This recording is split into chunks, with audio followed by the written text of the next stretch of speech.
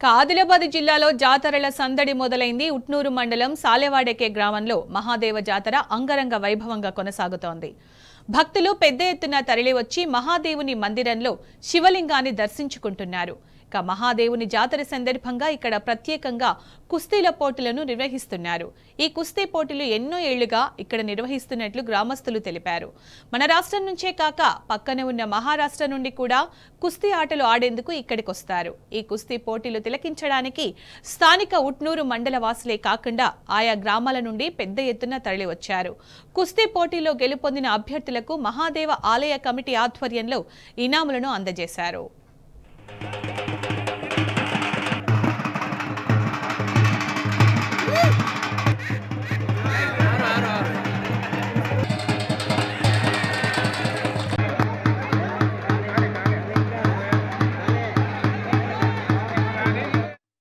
హర హర మహాదేవ్ సాలెవాడ శివాలయము.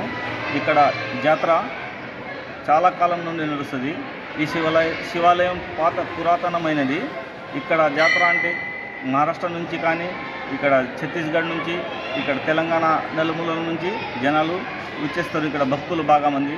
ఇక్కడ కుస్తీ పోటీలు మరియు కబడ్డీ మరియు క్రికెట్ పోటీలు నడుస్తాయి. కబడ్డీ పోటీలకు